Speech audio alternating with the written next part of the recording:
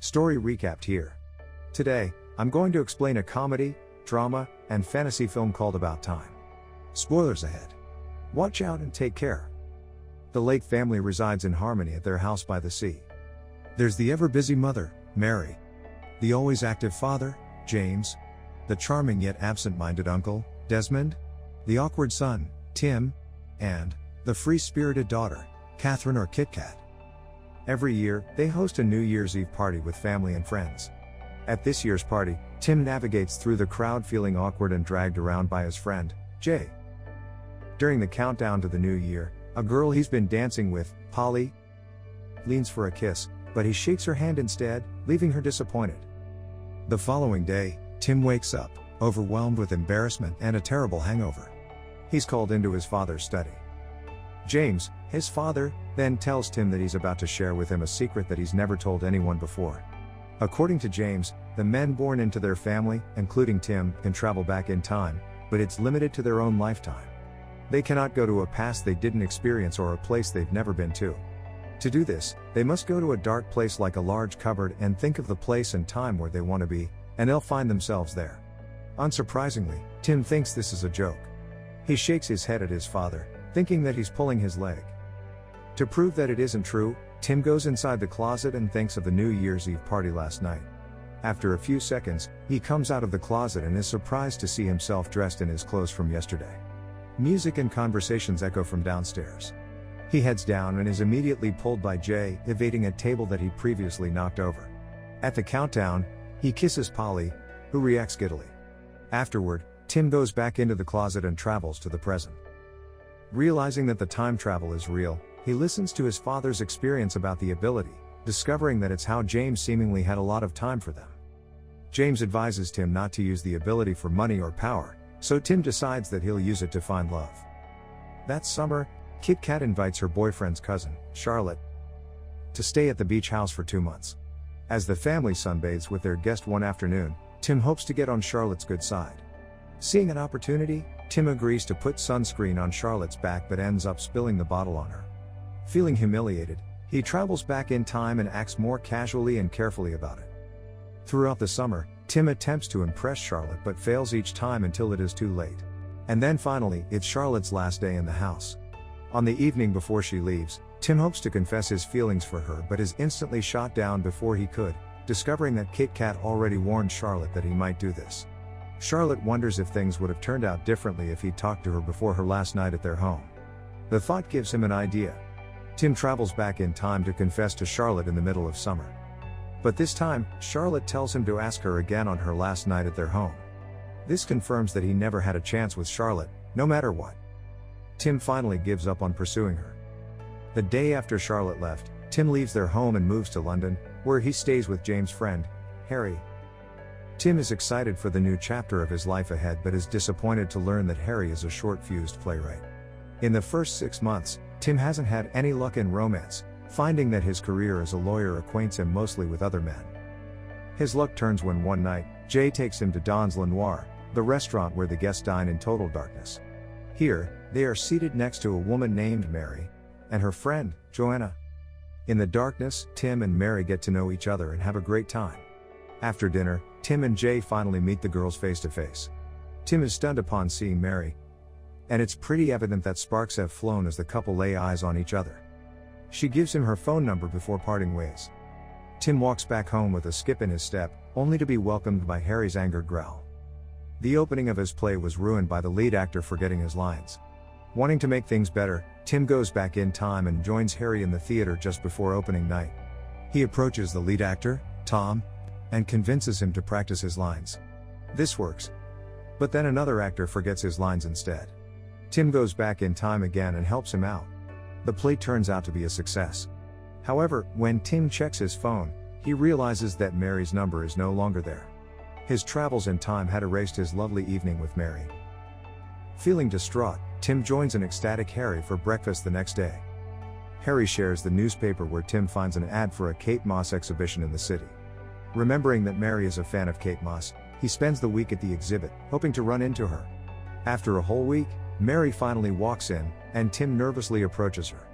However, their interaction doesn't go smoothly, and he learns that Mary now has a boyfriend named Rupert. Tim learns that Mary met Rupert at Joanna's party. He learns the details of the party and goes back in time to stop it from happening. Tim arrives at Joanna's apartment and convinces Mary to leave the party with him before Rupert arrives. Mary is a little hesitant, but she feels a magnetic force pulling her towards him. As they leave, they brush past Rupert, who unknowingly walked past his supposed future girlfriend. Meanwhile, the two have a lovely dinner where they get to know each other even more. Tim ends up walking Mary home, and she invites him up to her apartment. The atmosphere turns hot, and they take the date to the bedroom. But after awkwardly tripping over Mary's shoes and having difficulty unclipping her bra, Tim experiences an awkward first sexual encounter with Mary. He decides to go back in time, and this time, he skips over Mary's shoes and quickly undresses her. This time everything goes well, but Tim knows he can do better. After Tim's multiple attempts, the couple spends the perfect first night of passion. Over the following months, their relationship continues to bloom, and the couple eventually moves in together. While at the theater with a coworker named Rory, Tim encounters Charlotte, but the conversation quickly turns awkward. He tries a second time, but it doesn't go well again. For the third attempt, he decides not to approach her, and instead, Charlotte spots him and initiates the conversation. Charlotte invites him to dinner, where she mentions her regrets about turning him down in the past. Charlotte asks him to walk her to her apartment and tempts him to go inside with her, but Tim refuses. Being able to turn down his first love helps Tim realize how deeply he loved Mary. He runs back home and wakes her up to propose to her. It ends up not as romantic as he expected, so he does it again. The second time, she says yes. That summer, Tim takes Mary home to meet his parents. Mary and her mother get along, and Tim spends quality time with his father. To his surprise, Kit Kat is also home after having a horrible time in London. The Lake family bursts in joy upon the announcement of Tim and Mary's wedding and Mary's pregnancy. Their wedding ceremony is filled with romance and laughter, even though it stormed during the ceremony and the wedding reception.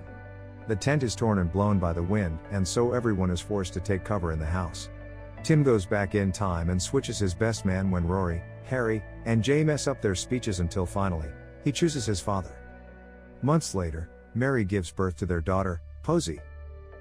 Tim is mesmerized at the experience of raising a child, both for its precious moments and the difficulties. They move into a new house, and soon, it's Posey's first birthday. All the guests arrive, including Harry and Rory, but Kit Kat is late to the party. The doorbell rings, and Tim answers it, but instead of Kit Kat, it's her troublesome boyfriend, Jimmy. He and Kit Kat argued earlier that day, which ended with Kit Kat driving by herself. Kit Kat had been drinking earlier that day, leading her to crash her car on the way to Tim's house. Hoping to save her, Tim goes back in time and picks her up from her home instead. But this doesn't solve the problem. Kit Kat maintains a drinking problem stemming from her unhappy relationship with Jimmy. Tim talks to his sister, hoping to reach out to her. When it doesn't work, he takes Kit Kat back in time during the New Year's Eve party where she met Jimmy. But instead of flirting with Jimmy, she releases her pent-up anger on him and punches him despite him not remembering her in this timeline. The siblings go back to the present, and immediately, Kit Kat realizes her feelings for Jay.